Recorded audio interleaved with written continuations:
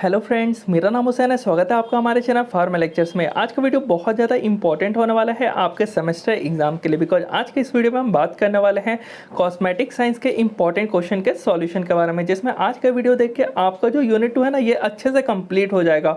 और बहुत ही simple way में मैंने आपको पूरे वीडियो में समझा रखा है कि कैसे आपका यूनिट 2 जो है एकदम सिंपल वे में आप कैसे याद रख सकते हो, वो भी बहुत कम टाइम में, वो भी सारे टॉपिक्स। तो आपको जो भी थोड़ी सी डिफिकल्टी आने वाली है वो आने वाली है कॉम्पोजिशन को याद रखने में, कि हर एक प्रोडक्ट का कॉम्पोजिशन याद रखने में थोड़ा सा वो डिफिकल्टी होगी। बाकी आपको कुछ भी थ्योरी पोर्शन में दिक्कत नहीं होने वाला है, बिकॉज हर चीज़ रिपीट होंगी यहाँ पे। तो उसके लिए कैसे करना है तो आपको ये वीडियो देखना पड़ेगा। यूनिट 2 है वो 25 मार्क्स आप समझ लो कि आपके आ जाएंगे, जो कि बहुत ज़्यादा इंपॉर्टेंट है। हर एक टॉपिक से यहाँ से क्वेश्चन बनता है। जैसे कि यहाँ पे आप देख ही सकते हो, जो ये क्वेश्चन है फेस वॉश के ऊपर लॉन्ग में, ये लास्ट ईयर ही आया था, स्किन केयर प्रोडक्ट्स में आता है ये। इसके अलावा ये भी स्किन केयर प्रोडक्ट्स में आते हैं। चाहे तो ये जो क्वेश्चन है ना, वो डायरेक्ट ये बोल सकता था कि right a note on principle of formulation and building blocks of skin care products. तो आपको इन्हीं के बारे में लिखना पड़ता है। यहाँ पे देखो डायरेक्ट हेयर केयर प्रोडक्ट्स लिख दिया। यहाँ पे कोई भी इसने शैम्पू नहीं दिया कि कंडीशनिंग शैम्पू दे दिया या हेयर कंडीशनर दिया या फिर एंटी डैंड्रफ शैम्पू, कुछ नहीं, सिर्फ नाम। और यहाँ पे देखो ओरल केयर प्रोडक्ट्स, यानी चैप्टर के नाम वो दे देता है और आपको जो है उसको लिखना होता है। तो ये जो टॉपिक्स आप देख रहे हो ये इंपॉर्टेंट है सभी। शॉर्ट क्वेश्चन तो वो तो ईजी है, वो तो आप कर ही लोगे, इनको करते ही वो भी हो जाएंगे सॉल्व ईजिली। तो अब आते हैं कैसे करोगे ये सब। तो यहाँ पे देखो, मैं आपको यही बताना चाह रहा हूँ कि हेयर केयर प्रोडक्ट्स है ना, ये बिल्डिंग ब्लॉक्स आप देख रहे हो ना, इनको एक बार पढ़ना है और सभी में वही लिखने हैं। यहाँ पे जो स्किन केयर प्रोडक्ट्स है ना, इन सब के अलग अलग थोड़ी आपको याद रखने हैं। अब बिल्डिंग ब्लॉक्स आपको सिर्फ एक के याद रखने हैं और बाकी सभी के हो जाएंगे। तो वो मैं आपको अभी वीडियो में बताने वाला हूँ, उस पर थोड़ा सा आपको गौर करना है, फोकस रखना है। तो आते हैं यूनिट 2 के सॉल्यूशंस पे। माउथ वॉशेस क्या होता है? लिक्विड प्रिपरेशन होता है जो मेंटेन करता है ओरल हाइजीन को, जिसकी वजह से हम अच्छे से सांस ले पाएँ, यानी फ्रेशनेस ऑफ ब्रीथ। और साथ ही ये प्लीजेंट टेस्ट प्रोवाइड करवाता है हमारे माउथ को, एक सूटेबल टेस्ट। जो माउथ वॉशेस होते हैं वो कंटेन करते हैं कॉम्बिनेशन ऑफ एक्टिव इंग्रेडिएंट्स को और साथ ही फ्लेवरिंग एजेंट्स को, जिसकी वजह से ये हमारे ओरल हेल्थ को अच्छा बेनिफिट दे पाएँ। अब आते हैं शैम्पू और कंडीशनर में क्या डिफरेंस है। शैम्पू जिसको हम सबसे पहले यूज़ करते हैं अपने हेयर्स को क्लीन करने के लिए, जैसे कि डर्ट, ऑयल, ये सब रिमूव होते हैं हमारे हेयर्स और स्कैल्प से। और कंडीशनर शैम्पू के बाद हमें यूज़ करना पड़ता है और ये सॉफ्ट, स्मूथ, सिल्की, शाइनी, ये सब प्रोवाइड करवाते हैं इफ़ेक्ट। तो ये आपने यूज़ किया होगा, आपको पता होगा। फॉर्मुलेशन पूछा है कोल्ड और वैनिशिंग क्रीम का, अभी हम डीपली देखेंगे, तो यहाँ पे तो आप देख ही लो। बाकी अभी हम डीपली इसके बारे में डिस्कस करेंगे, तो वहीं पे देख लेंगे इस क्वेश्चन को। आते हैं लॉन्ग क्वेश्चन पे, जो कि फेस वॉश होता क्या है। जो फेस वॉश है ये स्किन केयर प्रोडक्ट्स है, क्योंकि हम स्किन केयर प्रोडक्ट्स के अंदर ही तो ये पढ़ रहे हैं। ये कोल्ड क्रीम, वैनिशिंग क्रीम सभी इसी के अंदर आते हैं। स्किन केयर प्रोडक्ट्स में क्या काम है? तो क्लीनिंग करने का काम है फेस को। हम फेस वॉश इसीलिए तो यूज़ करते हैं। क्या काम करता है? तो ये रिमूव करता है डर्ट, ऑयल और मेकअप्स और अदर इम्प्योरिटीज जो भी हमारे फेस पे चिपक जाती है या स्किन पे, तो उसको हटाने का काम है इसका। तो बिल्डिंग ब्लॉक्स आते हैं, ये जो बिल्डिंग ब्लॉक्स हैं ना, ये सभी स्किन केयर प्रोडक्ट्स के लिए। तो जितने भी स्किन केयर प्रोडक्ट्स हैं ना, सब में आपको ये लिखना है। ये आपको मैं बता दूंगा। भले आपको क्या है ना कि एक दो में ऐड कर सकते हो, बाकी ये सभी लिख सकते हो। सरफेक्टेंट आप वैनिशिंग क्रीम, कोल्ड क्रीम सब में लिखोगे। इमोलिएंट भी लिखोगे, क्योंकि उसमें भी इसका काम है, मॉइस्चर करने का काम करता है। एक्सफोलिएंट्स ये जनरली जो है वो आप उसमें लिखोगे, एंटी डैंड्रफ में। बाकी सब में लिखना हो तो लिखना, क्योंकि जो जो क्रीम आपको लगता है ब्राइटनेस देगी उनमें ये लिख देना। बाकी ह्यूमेक्टेंट सब में होगा और यहाँ पे प्रिजर्वेटिव सब में होगा, तो वो हम देखेंगे अभी। तो सरफेक्टेंट आते हैं। सरफेक्टेंट होता क्या है? सरफेक्टेंट ऑलरेडी हमने पढ़ा, अलग अलग जगह इसका अलग अलग काम होता है। यहाँ पे हम पढ़ रहे हैं स्किन से रिलेटेड, और ये पढ़ना हम लोग फेस वॉश के अंदर। तो फेस के रिगार्डिंग क्या करेगा? डर्ट, ऑयल, इम्प्योरिटीज, इसको हटाएगा। एग्जाम्पल्स में आप यहाँ पे लिख सकते हो SLS, सोडियम लोराइड सल्फेट। यहाँ ये जो है ना, वो आपका ओरल केयर प्रोडक्ट्स में भी यूज़ होगा SLS का, बिकॉज वहाँ पे वो क्लीन करने का काम करेगा हमारे दांतों से रिलेटेड। बट यहाँ पे हमारा फेस से रिलेटेड बात हो रहा है। और हेयर्स वाले में भी होगा ये, क्योंकि हेयर्स को भी तो क्लीन करना है, उसके स्कैल्प्स को। तो इस तरीके से ये हर जगह आ रहा है, तो आपको ये ध्यान में रखना है। इमोलिएंट्स होते क्या हैं? तो मॉइस्चराइजिंग एजेंट्स होते हैं। यहीं पे आप पढ़ लीजिए, आपको दोबारा पढ़ना ना पड़े। स्मूथ और सॉफ्टनेट करते हैं हमारे स्किन को, सॉफ्टनेस प्रोवाइड करवाते हैं, जिस और साथ ही जो है हमारे स्किन जो है ना, वहाँ से मॉइस्चर जो है वो लॉस ना हो, उसको रोको एक लेयर्स लगा करके। तो ये काम होता है इमोलिएंट का। अब वो मॉइस्चर जो है वो लॉस नहीं होगा, तो सॉफ्टन रहेगा और स्मूथ रहेगा, ड्राइनेस नहीं होगा।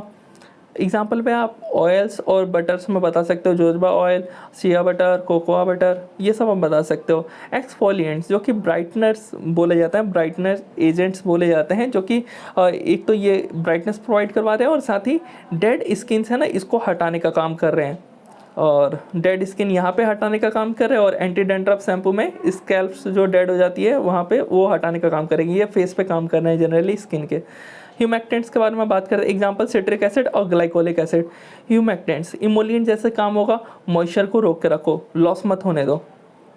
एंटीऑक्सीडेंट्स, अब यहाँ पे ऑक्सीडेंट्स आप समझ रहे हो ना, मतलब ऑक्सीडेशन से बचाने का काम है प्रोडक्ट से। अगर प्रोडक्ट जो है ऑक्सीडेशन कॉज करेगा तो डिग्रेडेशन हो जाएगा, सेल्फ लाइफ भी ख़राब होगी और वो काम का नहीं रहेगा। तो विटामिन ई, विटामिन सी डाला जाता है।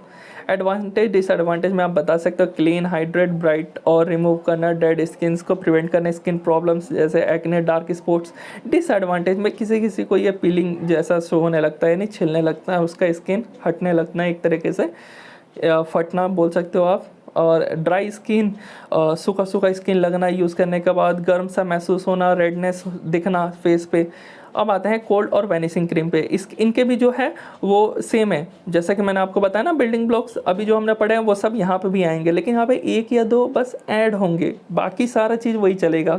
वो कौन से होंगे वो अभी मैं आपको बताता हूँ। तो अगर क्वेश्चन ऐसा आ गया, principle and formulation building block of skin care products, तब भी आपको यही लिखना है, कोल्ड क्रीम, वैनिशिंग क्रीम और फेस वॉश। ये तीन के बारे में आपको अच्छे से पढ़ लो, अगर क्वेश्चन आया तो ऐसे भी आएगा और वैसे भी आ सकता है। तो कोल्ड क्रीम पे आते हैं, फेस वॉश मैंने पढ़ा दिया है, अगर यह क्वेश्चन आता है तो फेस वॉश लिख के उसके बाद कोल्ड क्रीम पे आ सकते हो। और कोशिश करना कि हाँ इतना लिखो कि ये नहीं कि एकदम से 10-15 पेज एक ही आंसर में भर दो। 10 नंबर का है, आराम से 3 से 3, 3.5, 4 ज़्यादा से ज़्यादा, लेकिन उतना मिनिमम रहेगा, 3 से 4 पेज काफ़ी है, सफिशिएंट है। कोल्ड क्रीम पे आते हैं। Cold cream is a semi solid doses form. ये सेमी सॉलिड डोजेस फॉर्म होता है जो कंटेन करता है एक या एक से ज़्यादा ड्रग्स को और एक सूटेबल बेस में डिजॉल्व रखता है उसको। बात करें हम यहाँ पे किसकी बात कर रहे हैं, ध्यान से सुनना। कोल्ड क्रीम, कोल्ड क्रीम जो कि बहुत ज़्यादा मॉइस्चरिंग प्रोवाइड करवाती है। ये उन लोगों के लिए नहीं होता जिनका फेस जो है वो ऑयली होता है, ये वो लोग यूज़ कर सकते हैं जिनका फेस जो होता है वो ड्राई होता है। अब ज़्यादा क्योंकि ये मॉइस्ट कर रहा है, एक तो ऐसे ऑयली इफेक्ट शो कर रहा है और ऊपर से ऑयली फेस है आपका, फिर कैसे होगा। अब यहाँ पे जो ज़्यादा ऑयली ये प्रोड्यूस कर रहा है ना, क्यों, क्योंकि ये एक इमल्शन जो है वो है W/O टाइप का, यानी ऑयल के अंदर वाटर को डाला गया है। अब आपको समझ आ गया होगा क्यों यहाँ पे W/O इमल्शन है, क्योंकि ये बहुत ज़्यादा एक हाईली मॉइस्चराइजिंग क्रीम है एक तरीके से। मेनली प्राइमरी काम इसका मॉइस्चराइजिंग का ही है। प्रिंसिपल आप कुछ ऐसा लिख सकते हो कि स्लो होता है इवोपोरेशन ऑफ वाटर को, जैसे वाटर का इवोपोरेशन होता है उसके बाद ही ये अपना कूलिंग सेंसेशन दिखाता है। और एक आइडियल क्रीम की प्रॉपर्टीज़ क्या हो सकती है, वो नॉन स्टिकी हो, आप ऐसे लिख लेना एक पॉइंट इसको, pH इतना हो, उसके बाद अट्रैक्टिवनेस, अपीयरेंस और इरिटेंट ना हो और कूलिंग इफेक्ट प्रोड्यूस करे, वही जो होगी वो कोल्ड क्रीम कहलाई जाएगी। अब फॉर्मुलेशन में आपको ये याद रखना है, 20 वैक्स, ये जरूरी नहीं है ब्रैकेट वाला, ये तो मैंने आपको समझाने के लिए यहाँ पे लिखा है। 20 wax 20 gram, mineral oil, distil water, borax perfume. तो आपका मेन काम है ना ये याद रखना, ये कोल्ड क्रीम के अंदर आता है, ये बस आपको याद रखना है। क्वांटिटी आप थोड़ा सा अपना दिमाग लगा करके 100 ग्राम के अकॉर्डिंग यहाँ पे कर लेना बस, क्योंकि मेन आपका ये रहेगा, ये आपको याद रखना होगा। इसको मैं भी याद नहीं करवा सकता कि कैसे आप इसको ट्रिक से याद रखो, वो आप अपना बना सकते हो। बाकी सारा काम मेरा है कि आपको कैसे करवाना है। जैसे यहाँ पे building block of cold cream के बारे में बात करें तो अभी मैंने आपको बताया इमोलिएंट्स ऑलरेडी हमने डिस्कस किया था, इमल्सिफिकेशन, ह्यूमेक्टेंट, फ्रेगनेंस। यहाँ पे जो आता है ना वो एक थिकनर्स आता है, एक थिक चाहिए ना, एक क्रीम क्या होता है, थिक होता है। तो उसी को बस यहाँ पे मैंने लिखा है। और साथ ही इमल्सिफायर ऑलरेडी यूनिट 1 में पढ़ा है, बट यहाँ पे भी वो आएगा इसके अंदर भी, क्योंकि इमल्सिफायर ही तो है जो हमारा इमल्शन फॉर्म करवा रहा है। अब ये फेस वॉश के अंदर नहीं लिखा, यहाँ पे आएगा। और एक थिकनेस यहाँ पे आएगा। इमल्सिफायर में आप सेटाइल अल्कोहल 20 वैक्स बहुत जगह आएगा इसका नाम, इसको तो बहुत हर चीज़ में इमोलिएंट्स में आ जाता है, ये हर जगह अपना अपना इसका अलग अलग रोल शो होता है। थिकनेस के बारे में बात करते हैं, ये जो है वो यूज़ किया जाता है थिक करने के लिए और क्रीमी कंसिस्टेंसी प्रोवाइड करवाए हमारे क्रीम को, विस्कोसिटी इंक्रीज करेगा जिसकी वजह से अच्छे से फैलेगा वो क्रीम जहाँ पे भी हम अप्लाई करेंगे। एग्जांपल पे सेटाइल अल्कोहल 20 वैक्स स्टेरिक, देखो यहाँ पे भी 20 वैक्स आ गया। एडवांटेज के बारे में बात करते हैं, कोल्ड क्रीम जो होता है हाईली मॉइस्चराइजिंग क्रीम होता है, तो हाइड्रेट और नरिश करने का काम करता है, रिमूव करने का काम करता है डर्ट को, और इसके अलावा वेरियस बॉडी पार्ट्स पे यूज़ कर सकते हैं, तभी तो वर्सेटाइल यूज़ बोला जाता है। फेस, हैंड, एल्बो, नी। डिसएडवांटेज में कोल्ड क्रीम जो होता है वो बहुत ज़्यादा थिक होने की वजह से ऑयली और एक्ने स्किन पर नहीं यूज़ करना है, प्रॉब्लम्स होगा, और इसके फ्रेगनेंस से कुछ लोगों को एलर्जी रिएक्शन हो सकता है। इस वजह से आपको इंग्रेडिएंट्स पहले देख करके वो प्रोडक्ट्स लेने हैं कि क्या आपको उससे एलर्जी है। अब आते हैं वैनिशिंग क्रीम पे। वैनिशिंग क्रीम कौन से क्रीम होते हैं, ये वैसे वो क्रीम होते हैं जो इनको लगाया जाता है, मतलब एक तरीके से स्प्रेड किया जाता है अपने बॉडी पार्ट्स पे, और उसके बाद ये रब करने के बाद क्या होता है, ये डिसअपीयर हो जाता है, गायब हो जाते हैं। और ये मतलब उतना ज़्यादा जैसे वो था ना हाईली मॉइस्चराइजिंग प्रोवाइड करवा रहा है, ये नहीं, लगाया, रब किया, उड़ गया, बट उसमें दिखता है आपको कि हाँ ऑयली जैसा लगाने के बाद। तो ये था, इसी वजह से जो है ये जो है वो O/W यानी वाटर के अंदर ऑयल का डाला गया है, इस वजह से ये इमल्शन फॉर्म हुआ है। तो इसमें भी इमल्सिफायर आ जाएगा। तो आपको समझ आ रहा होगा बिल्डिंग ब्लॉक्स को कैसे याद रखना है। प्रिंसिपल जो भी ये क्रीम होता है वैनिशिंग क्रीम नॉन टॉक्सिक होना चाहिए, नॉन इरिटेंट होना चाहिए, स्टेबल, रब इजीली हो जाए, उसके अलावा पीएच इतना होना चाहिए बस। अगेन फॉर्मुलेशन पहले तो देख लो, stearic acid, potassium hydroxide, water, glycerine, perfumes. अब कुछ लोगों का ये मन में होगा कि हमें क्या ये इंग्रेडिएंट्स यहाँ पे देख रहे हो ना, ये इंग्रेडिएंट्स है, बट ये आ किसके रहे हैं, तो ये आ रहे हैं एक, ये क्या है स्टेरिक एसिड, ये एक इमल्सिफाइंग एजेंट्स है, और हमें जो बिल्डिंग ब्लॉक्स में लिखना है ना वो यही लिखना है, इमल्सिफाइंग एजेंट्स के बारे में, शॉर्पनिंग एजेंट्स के बारे में। तो इसके लिए जो है वो हमारे इमोलिएंट्स सॉफ्ट करने का काम कर रहे हैं, तो ये जो है इमोलिएंट्स के अंदर आ गया। तो इस तरीके से हमें इमल्सिफाइंग और कौन सा था ये इमोलिएंट्स, तो इन सब के बारे में मैंने ऑलरेडी आपको बता दिया है। सेम यही वाले पॉइंट्स जो है वो अगेन आपको लिखने हैं, और यहाँ पे कोई भी आपको ऐड नहीं करना है, प्रिजर्वेटिव सब में आएगा, सब कुछ वही है, कुछ भी आपका एक्स्ट्रा मैं नहीं लिखवा रहा हूँ, बस याद जो है वो आपको ये करना है। अब आते हैं नेक्स्ट, एडवांटेज डिसएडवांटेज देख लो यहाँ पे। ये तो आप पढ़ ही लोगे, ये तो सिंपल सा है कि ये स्टिकी नहीं होता है, और keep skin fresh, work for acne को दे सकते हैं, ऑयली लोग यूज़ कर सकते हैं इसको। डिसएडवांटेज में लिमिटेड मॉइस्चराइजेशन प्रोवाइड करवाता है, तो किसी को ज़्यादा ड्राइनेस स्किन है तो वो इसका यूज़ करेगा तो उसको शो नहीं होगा फ़ायदा, क्योंकि ये तो कम कर रहा है ना। कुछ इंडिविजुअल्स को, लोगों को इसके इंग्रेडिएंट से एलर्जी और उसके परफ्यूम से एलर्जी, तो ये आपको याद रखना है। तो अपना जब भी क्रीम खरीदो इंग्रेडिएंट्स देख के खरीदो। अब आते हैं हेयर केयर प्रोडक्ट्स, तो इसके भी जो है ना बिल्डिंग ब्लॉक्स याद रख लेना, अभी मैं आपको दिखाऊंगा, इसके स्टार्टिंग में ही मैंने दिखा दिया कि आपको फिर झंझट नहीं होगा कि किसी और के प्रोडक्ट्स में से देखना होगा कैसे, वो अभी मैं आपको दिखा रहा हूँ यहाँ पे। हेयर केयर प्रोडक्ट्स कौन से प्रोडक्ट्स होते हैं, ये एक तरह का फॉर्मुलेशन है जिनका काम होता है, एम होता है प्रोवाइड करवाना ऐसे बेनिफिट्स जो कि साफ़ करने के लिए, क्लीनिंग करने के लिए, मॉइस्चराइजिंग करने के लिए, रिपेयर करने के लिए, प्रोटेक्शन के लिए और इन्हांस करने के लिए कि वो अच्छा दिखे हेयर्स को। तो ये इसका काम है हेयर केयर प्रोडक्ट का। तो एक हेयर को मेंटेन करने के लिए ये सारा चीज़ें ज़रूरत पड़ती है, क्लीन करना, मॉइस्चराइज रखना, रिपेयर करना, प्रोटेक्ट करना, उसको दिखना, अपीयरेंस वो अच्छा होना चाहिए। तो उसके लिए ना सर्फेक्टेंट्स का यूज़ किया जाता है, इमोलिएंट्स का यूज़ किया जाता है फॉर्मुलेशन के लिए। तो ये आप पढ़ लो, जितने भी अभी हम नाम लेंगे ना, conditioning shampoo, anti dandruff shampoo, सब में यही तो आपको लिखना है। तो यही आपने अभी पढ़ा, सर्फेक्टेंट क्या होता है, रिमूव करने का काम करता है डॉट्स को, अभी हमने पढ़ा ना, ऑयल को भी हटाने का काम करता है, इम्प्योरिटीज को हटाने का काम करता है, एग्जाम्पल भी वही है, SLS है, अमोनियम लोलाइज सल्फेट है। तो ये हो गया। इमोलिएंट्स पे आते हैं। इमोलिएंट्स क्या होते हैं, मॉइस्चराइजिंग एजेंट्स होते हैं जो कि स्मूथ और सॉफ्ट करते हैं हमारे हेयर्स को। अब यहाँ पे ना जितना भी है ना हेयर्स वाले पोर्शन आ गया, वो स्किन के लिए था, तो स्किन वहाँ पे आ रहा था, यहाँ पे हेयर्स करते जाना है और बाकी वही सारी चीज़ें हैं। तो इस तरीके से ना अगेन आपको वही चीज़ें पढ़ना है जो आपने अभी पढ़ा। ह्यूमेक्टेंट्स अभी आपने पढ़ा, सेम काम करता है जो कि हमारा इमोलिएंट्स काम करता है, और यहाँ पे मॉइस्ट करने का काम कर रहा है जो भी एनवायरनमेंट की वजह से हमारा जो मॉइस्चर है वो लॉस ना हो जाए, हवा पानी को बाहर से हवा जो आता है उसकी वजह से ड्राइनेस जैसा ना हो जाए, इसके लिए ये क्या करता है, ट्रैप करके रखता है और प्रिवेंट करता है ड्राइनेस को। एग्जाम्पल ग्लिसरीन, ग्लिसरीन तो याद हो ही गया होगा आपको, अगेन अगेन आ रहा है ग्लिसरीन, और यहाँ पे ग्लाइकोल भी याद कर लो, प्रोपाइलिन, ब्यूटाइलिन, इस तरीके से आते हैं, और सॉर्बिटॉल भी आता है। तो जितना आपको एग्जाम्पल अच्छा याद होगा उतने अच्छे मार्क्स आएंगे। कंडीशनिंग एजेंट्स, यहाँ पे जो है ना अब कंडीशनिंग एजेंट्स का भी यूज़ होगा, क्योंकि यहाँ पे हम बात कर रहे हैं हेयर्स का, तो ये वहाँ पे स्किन वाले में नहीं दिखा होगा आपको। ये काम करता है इंप्रूव करने के लिए टेक्सचर और मैनेज करने के लिए कि इजीली मैनेज हो जाए जो आपके हेयर्स है वो, और उसके अपीयरेंस को अच्छा दिखे। तो इसके लिए क्वाटरनरी अमोनियम क्लोराइड और सिलिकॉन्स का यूज़ किया जाता है। इसके अंदर एग्जांपल है सेट्रिमोनियम क्लोराइड, सिलिकॉन्स के अंदर डाइमेथिकॉन। तो थोड़ा सा नॉइज़ हो रहा होगा, उसके लिए मैनेज कर लीजिएगा, क्योंकि इवनिंग का टाइम में मैं वीडियो अभी शूट करके अभी अपलोड करना है, इसीलिए। प्रोटीन एंड अमीनो एसिड्स, इनका काम क्या है हमें पता है, इनका तो आपको पता ही होगा, रिपेयर करते हैं डैमेज हेयर्स को, स्किन्स को, जो सेल्स होती हैं उनको डैमेज जो हो जाते हैं उनको रिपेयर करने का काम करता है, ये पता था। दूसरा स्ट्रेंथ भी प्रोवाइड करवाना, ये भी याद रख लो। और इसका example hydrolyse keratin, silk protein. अब तो केराटिन तो आपको याद होगा ही, हेयर्स के लिए केराटिन ट्रीटमेंट को करवाते हैं लोग कि स्ट्रेंथ प्रोवाइड हो और रिपेयर हो पाए जो डैमेज हेयर्स हैं। बोटानिकल एक्सट्रैक्ट, इसका बहुत सारे काम, नरिशमेंट, हाइड्रेशन, एंटीऑक्सीडेंट, सब कुछ। एलोवेरा, लेवेंडर और ग्रीन टी। प्रिजर्वेटिव्स आपको पता है स्टॉप करता है माइक्रोबियल ग्रोथ, हमारा जो प्रोडक्ट है उसका सेल्फ लाइफ बढ़ जाए। और फिनॉक्सी, इथेनॉल और पैराबेंस। कंडीशनिंग शैम्पू में आते हैं। अब आते हैं, अब यहाँ से जितने भी ये सब मैं करवाऊंगा ना, अब बिल्डिंग ब्लॉक्स मैं नहीं लिखूंगा, क्योंकि मैंने ऑलरेडी बता चुका हूँ आपको पूरा जितने हेयर केयर प्रोडक्ट्स हैं उनका।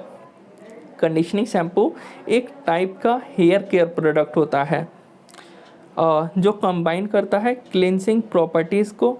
एक शैम्पू जो है क्या काम करता है, साफ़ करने का काम करता है ना, बट ये जो है कॉम्बिनेशन में काम करता है, एक तो साफ़ भी कर रहा है, क्लीन भी कर रहा है, उसके अलावा कंडीशनिंग बेनिफिट्स भी प्रोवाइड करवा रहा है, जो कि एक तरह से स्मूथ जो है वो, और मॉइस्चर और नरिशमेंट का भी काम कर रहा है। तो इसका जो डिज़ाइन किया गया है ना, क्लीन करने के लिए हेयर्स को और स्कैल्प्स को, और उसके साथ एडिशनल बेनिफिट्स भी तो दो, मॉइस्चर तो करो, नरिशमेंट भी प्रोवाइड कराओ, मैनेज भी करो हेयर्स को, तो ये कुछ एडिशनल बेनिफिट्स यानी कंडीशनिंग बेनिफिट्स भी प्रोवाइड करवाता है। तो यहाँ पे आप देख सकते हो sterile di methyl benzyl ammonium chloride. तो यही थोड़े से आपको दिक्कत हो सकते हैं, बस याद रखने में फॉर्मुलेशन में इथाइल ग्लाइकोल, सेटाइल अल्कोहल और water, colour, perfume and preservative. थोड़ा सा ध्यान लगाओगे तो आपको बस ये देखना है कि टॉपिक है क्या, हेयर केयर प्रोडक्ट है। तो हेयर केयर प्रोडक्ट में हमने जो बिल्डिंग ब्लॉक्स पढ़ा उनमें से कौन कौन आ सकते हैं, तो उन्हीं के एग्जाम्पल से लेकर के यहाँ पे पुट करने हैं। और थोड़ा सा यहाँ पे क्वांटिटी आपको रिमेंबर रखने की कि 50 ग्राम 100 ग्राम कितने अकॉर्डिंग बना रहे हो, तो उतना वो रखना होगा। Building block of conditioning shampoo, जैसे पिछली अभी मैंने दिखाया आपको हेयर केयर प्रोडक्ट्स, वो सब यहाँ पे मेंशन कर देना है। हेयर कंडीशनर्स पे आते हैं। हेयर कंडीशनर जो होते हैं ये हेयर केयर प्रोडक्ट्स होते हैं जिनका डिज़ाइन किया जाता है मॉइस्चर, नरिश और इम्प्रूव करने के लिए टेक्सचर हेयर को। उसके अलावा आफ्टर शैम्पू कर लेने के बाद इसका जो है अप्लाई किया जाता है। आपको पता ही होगा जो शैम्पू है इसके अंदर ही जो है, अगर हमें वो बोलते हैं ना, क्या बोलते हैं, कंडीशनर प्रोवाइड हो एक शैम्पू के अंदर, और जो ये शैम्पू होते हैं, एक ये शैम्पू होते हैं, ये दूसरा हम लगाते हैं, ये कंडीशनर हो गया, तो इसको पहले यूज़ करो देन इसको यूज़ करो, तो ये हो गया। तो इसके ये रहा है फॉर्मूले, आपको याद रखना, glycerol stearate, propylene glycol, methyl benzoyl, beeswax, sesame oil, fragrance, तो ये सब याद रखना होगा। और जो बिल्डिंग ब्लॉक्स है ना ये प्रीवियसली सेम है, तो देखा कितना जल्दी हो गया, बस आपको फॉर्मुलेशन याद रखना है। एंटी डैंड्रफ पे आते हैं। एंटी डैंड्रफ में बस एक वो, जैसे कि मैंने आपको स्टार्टिंग में बताया, एक्सफोलिएशन जो है वो ऐड होगा एजेंट्स, तो वो अभी मैं आपको दिखाता हूँ। Small piece of dead skin, जो स्मॉल पीस होता है डेड स्किन का हर एक आदमी के हेयर्स के अंदर, उसी को डैंड्रफ बोला जाता है। डैंड्रफ अराइज होता है डर्मेटोलॉजिकल डिसऑर्डर से, जैसे कि सीबोरिक डर्मेटाइटिस कंडीशन होता है जिसमें हमारे स्किन जो होते हैं वो ऑयली, रेडनेस और स्केलिश शो होते हैं। तो इसको हटाने के लिए एंटी डैंड्रफ शैम्पू का आया मार्केट के अंदर कॉस्मेस्यूटिकल प्रोडक्ट्स में मेंशन होके। तो आते हैं इसके composition, thymol, menthol, camphor, TLS, water, colour, perfume, preservatives, और ये रहा क्वांटिटी। और जो बिल्डिंग ब्लॉक्स है सेम वही लिखना है, 2 ऐड होंगे, एक तो active anti fungal anti microbial agent, because यहाँ पे एंटी डेंड्रफ की बात कर रहे हैं, इसी वजह से यहाँ पे इनका यूज़ होगा। और बाकी सब वही सब लिखोगे जो जो हमने ऑलरेडी लिख चुके हैं, सर्फेक्टेंट सब कुछ।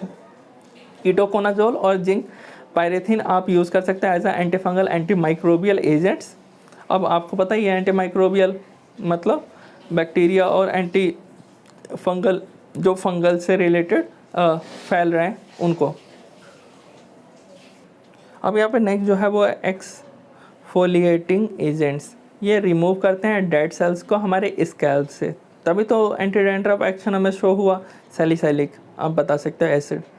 अब आते हैं oral care products. Oral care products क्या होते हैं, तो ओरल केयर प्रोडक्ट्स जो होते हैं ये केयरफुल सिलेक्शन किया जाता है। जो केयरफुल सिलेक्शन किस चीज़ का, तो इंग्रेडिएंट्स का, उनका कॉम्पोजिशन का केयरफुली, ताकि कोई भी इशू ना आए, क्योंकि ये हमारे पूरा ओरल हाइजीन और डेंटल हेल्थ की बात है कि हम सेफली उसका यूज़ करें और वो इफ़ेक्टिव हो, ना कि कोई प्रॉब्लम क्रिएट हो। और ये इसका बहुत ज़्यादा यूज़ किया जाता है। Building blocks of oral care products, आपको एब्रेसिव बताना है। एब्रेसिव जो कि इनका यूज़ किया जाता है प्लेक हटाने के लिए, स्टेन्स हटाने के लिए, और फूड डेब्रिज जो कि हमारे टीथ में है।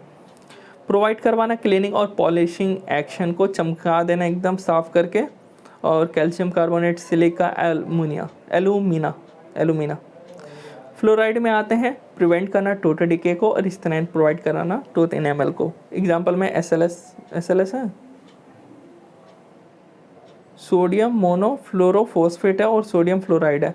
हाँ ये 2 आएगा। सर्फेक्टेंट पे आते हैं, इसमें हाँ ये तो रहा, दिमाग से हट गया। सर्फेक्टेंट रिस्पॉन्सिबल होता है क्रिएटिंग करने के लिए फोम और स्प्रेड करने के लिए product through out the mouth. तो समझ गए, फोम का काम करना इसी का है। अलग अलग जगह अलग अलग काम करना है इसको, कभी स्टेबलाइज कर देगा इमल्शन को, कभी कुछ अलग अलग जगह पे। ह्यूमेक्टेंट्स वही मॉइस्चर को जो है वो रिटेन करे, ताकि ओरल केयर जो प्रोडक्ट्स है वो प्रिवेंट हो पाए ड्राइनेस से, कि एकदम सूखा सूखा ना लगे। प्रोवाइड करवाना स्मूथ और प्लेजेंट टेक्सचर को, glycerin, sorbitol, propylene glycol. Example binder and thickeners, इनका यूज़ किया जाता है ओरल केयर प्रोडक्ट्स में, ताकि डिजायर्ड टेक्सचर और कंसिस्टेंसी हमें देख पाए। सेलुलर डेरिवेटिव कार्बोमर्स, प्रिजर्वेटिव्स हमें पता है माइक्रोबियल ग्रोथ को रोकता है, सेल्फ लाइफ बढ़ा देता है। प्रोडक्ट का एक्टिव इंग्रेडिएंट्स भी तो डालेंगे, वो किस लिए डालेंगे, तो particular oral health care concerns के लिए, कि पर्टिकुलर ये चीज़ है तो उसके लिए ये डालेंगे ताकि वो ठीक हो जाए। जैसे क्लोरहेक्सिडिन जो भी एंटी माइक्रोबियल से रिलेटेड कोई प्रॉब्लम है तो एंटी माइक्रोबियल एजेंट्स उसमें डाल देंगे। अब एक आ जाते हैं फॉर्मुलेशन, देख लो यहाँ पे ब्लीडिंग एंड सेंसिटिव टीथ के लिए ये रहा फॉर्मुलेशन। अब बिल्डिंग ब्लॉक कौन सा होगा, तो बिल्डिंग ब्लॉक हमने पढ़ लिया, और हमने ये टूथपेस्ट के बारे में लिखना होगा जनरली, वो मैं नोट्स में मेंशन करवा दूंगा, उसका आपको टेंशन लेना है। जो मेन आपको मेरे को करवाना था, समझाना था, वो मैं आपको यहाँ पे समझा चुका हूँ। अब बाकी यहाँ पे देख लो आप, कैल्शियम कार्बोनेट, एसएलएस, ग्लिसरीन और गम ट्रैगाकांत, ये सब आप पढ़ लीजिएगा। Bleeding gum and sensitive teeth के लिए कॉम्पोजिशन है। इसके अलावा जो भी टूथपेस्ट, इन सब के बारे में ये सब पढ़ रखे हो, ये सब अपने लैंग्वेज में बना सकते हो। सब कुछ तो मैंने अपने खुद के लैंग्वेज में ही बनाया है ये सब कुछ, ताकि आपको इशू ना आए कुछ भी याद रखने में। तो मिलता है नेक्स्ट वीडियो।